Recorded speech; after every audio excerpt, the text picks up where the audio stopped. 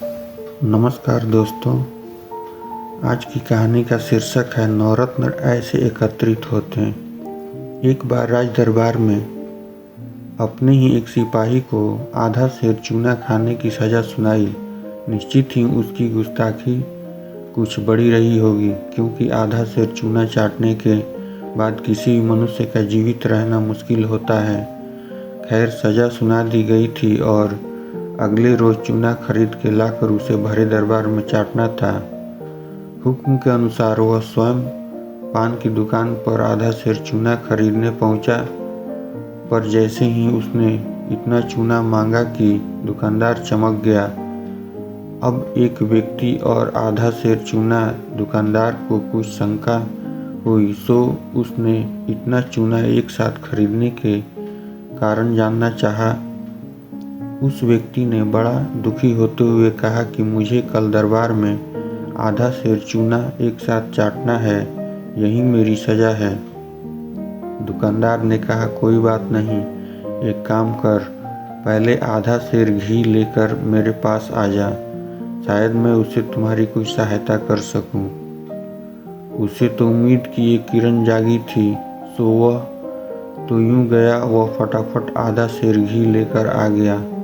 दुकानदार ने उसे आधा सेर चूना देते हुए कहा कि कल तुम दरबार में जाने से पूर्व यह आधा सेर घी अपने घर पर ही खा लेना, फिर सजानुसार वहां जाकर आधा सेर चूना खा लेना और सजा निपटते ही बगैर देर किए घर लौट जाना। इससे शायद तुम बच जाओगे। अब डूबते हुए को तिनके का सहारा। वह तो बड़ी उम्मीद लिए घर गया और उस दूसरे दिन उसने ठीक वैसा ही किया जैसा दुकानदार ने समझाया था। वह घर से आधा सेर घी पीकर ही निकला। उधर सजानुसार उसने भरे दरबार में आधा सेर चूना भी खा लिया। अब चूंकि चूना खाते ही उसकी सजा पूरी हो गई थी, सो उसे वापस घर भेज दिया गया, ताकि घर वालों के साथ वो अपना अंतिम समय बिता सके। उधर घर पहुंचते ही उसने फट से सारा चूना घी के साथ उल्टी कर दिया। तबीयत में कुछ नरमी तो आई, परंतु सुबह तक सब ठीक हो गया। जब ठीक हो गया तो यह समय से अपनी ड्यूटी करने हेतु दरबार में पहुंच गया। अब वहां तो सबको मालूम था कि कल इसे आधा सेर चूना खिलाया गया है, सो सब आश्चर्यचकित हैं कि यह व्यक्ति जीवित कैसे बच गया। देखते ही देखते बात पूरे राजमहल में फैल गई। जल्द ही यह बात अकबर के कानों तक भी पहुंची। अकबर को भी आश्चर्य हुआ। उसने ताबड़तोड़ सिपाही को दरबार में बुलवाया। उसके आते ही अकबर ने उसके जीवित रहने का राज पूछा। उसने ईमानदारी से दुकानदार की घी चाटने तथा उसके पश्चात उल्टी करने वाली बात बता दी। अकबर दुकानदार की बुद्धिमानी और दूरदृष्टि पर आफरीन हो गया।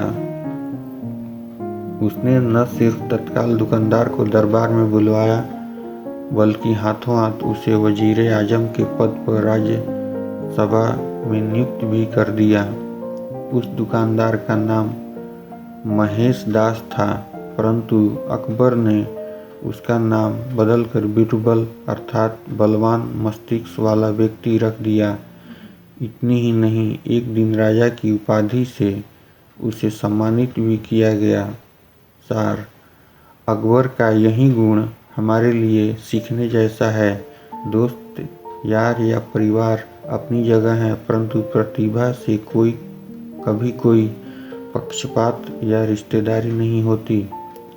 प्रतिभा का बिना पक्षपात के सम्मान होना ही चाहिए। अकबर की तरह हर व्यक्ति अपनी दुनिया का राजा होता है और जीवन में प्रगति करने हेतु यह उसकी जवाबदेही है कि अपने चारों ओर बिना पक्षपात के प्रतिभावान लोगों का समूह बनाए। ध्यान रख लेना कि रिश्तेदार व दोस्तों से तो सभी घिरे रहते हैं, परंतु जीवन में प्रगति वही कर पाता है जिसके आसपास प्रतिभाओं का जमावड़ा होता है। जीवन का यह सत्य भी ध्यान रख लेना कि दुनिया में कोई पूर्ण या परफेक्ट नहीं होता, अतः प्रगति हेतु उसे हर हाल में अनेक क्षेत्रों के प्रतिभावान लोगों की जरूरत पड़ती है। और प्रतिभावान लोग न तो पेड़ पे उगते हैं और न ही वे पैसों से प्रभावित किए जा सकते हैं, परंतु यह तो मनुष्य की प्रतिभा पहचानने वाली आँख तथा प्रतिभा की इज्जत करने वाला हृदय ही होता है जो प्रतिभावान लोगों को अपनी निकट खींच लाता है।